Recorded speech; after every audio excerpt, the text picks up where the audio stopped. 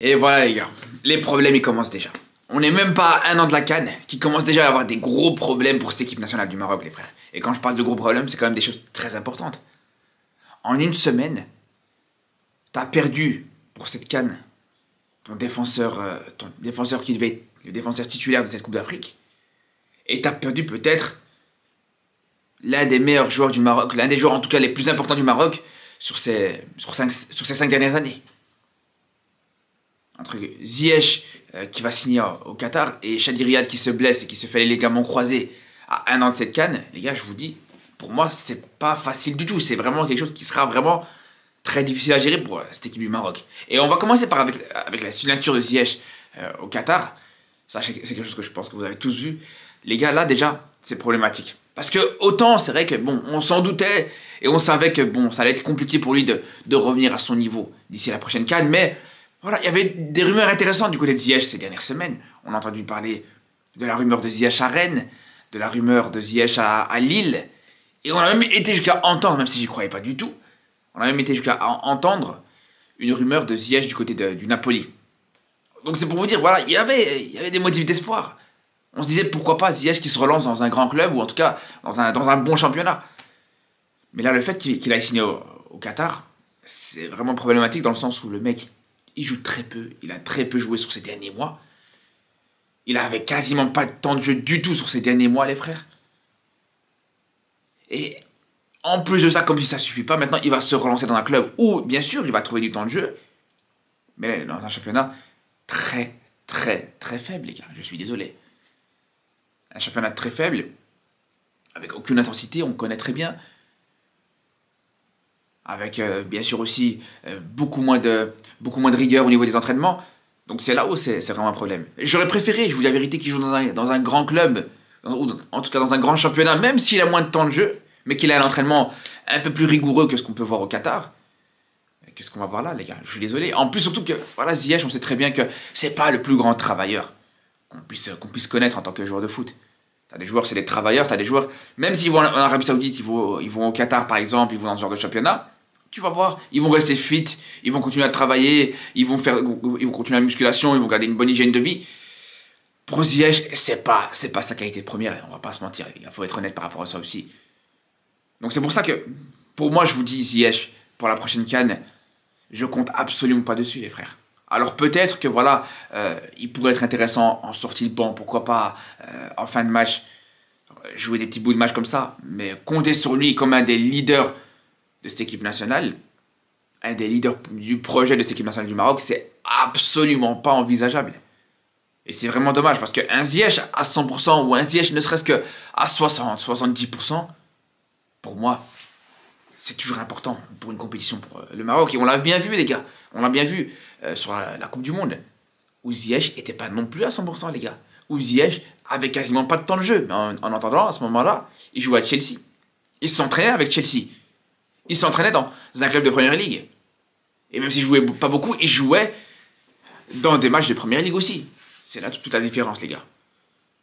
Et le pire, c'est que là, on parle du Qatar. C'est même pas comme si on parlait de l'Arabie Saoudite.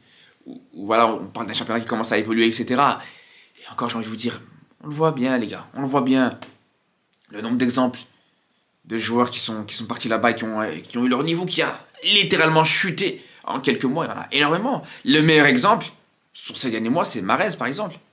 Mahrez qui, voilà, en l'espace de quelques mois en Arabie Saoudite, le mec, il est passé de champion d'Europe, champion d'Angleterre, triplé avec City, à un joueur totalement perdu sur la CAN d'après.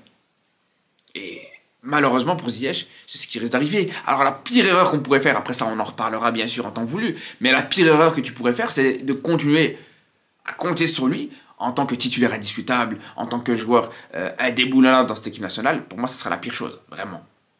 Moi, je suis pas contre le fait de le convoquer. C'est pas comme si non plus il y avait une concurrence énorme à son poste sur le côté droit. À part Brahim Diaz qui peut jouer sur ce côté-là. T'as Adli et Akomash qui sont tous les deux blessés actuellement. T'as Abourlal qui est bon, qui peut être bon de temps en temps, mais c'est un joueur qui manque de régularité, qui manque énormément de régularité. Bref, dans tous les cas, t'as pas une concurrence énorme. À part Brahim Diaz qui pour moi est indiscutable, pour le reste, voilà, Ça se discute. À l'heure actuelle, je parle pas sur le long terme, bien sûr. Donc c'est pour ça que parler de Ziyech en tant que titulaire indiscutable, c'est pas du tout envisageable. Ça, c'est une première chose. Après, pourquoi pas, comme je vous dis, pour des bouts de match, pour rentrer dans des fins de match. Mais comme si ça suffisait pas, les gars, parce que là, je vous parle de Ziyech, qui aurait pu être l'un des joueurs majeurs de cette prochaine CAN, malgré le contexte, malgré tout, ça aurait pu être clairement l'un des joueurs majeurs de cette équipe nationale du Maroc pour cette prochaine Coupe d'Afrique. C'est une certitude. Mais c'est pas suffisant, les gars. C'est pas juste ça. Parce qu'il y a aussi Chadi Riyad. Chadi Riyad qui se blesse, qui se fait les ligaments croisés à 1 an de cette CAN. Alors les gars, ce qu'il faut savoir par rapport à ça, c'est qu'une blessure au niveau des ligaments croisés, ça demande 9 mois avant de pouvoir retrouver la compétition. Donc faites le calcul. On est au mois de janvier. Allez, on va dire, on est au mois de février même.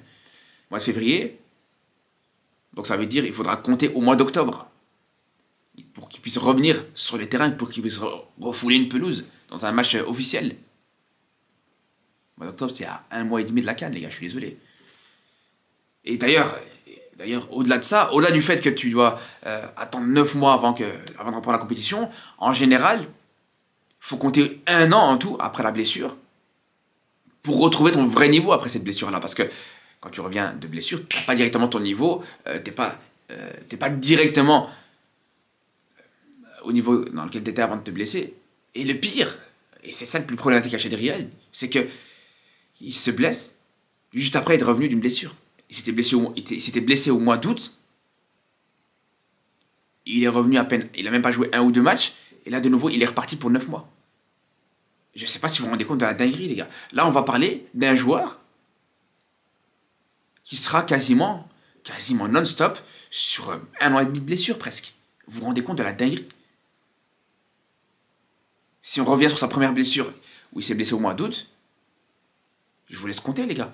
Il se blesse en août 2024 et il devrait revenir, si tout se passe bien d'ailleurs, en octobre 2025. Donc déjà, au-delà de ça, au-delà du fait que la période de la blessure, elle est très longue, au-delà de ça, je vous dis la vérité, parce que pour moi, autant c'est sûr et certain que c'est mort pour lui pour la CAN, et je vous le dis directement, c'est impossible. Et franchement, ça relèverait du miracle qu'il puisse jouer sur cette CAN, mais en étant à son niveau, parce que jouer la CAN, bien sûr qu'il pourrait être convocable, il devrait revenir de blessure. Mais qu'il puisse jouer la CAN en étant à son niveau, c'est, franchement, je vous le dis les gars, c'est littéralement impossible.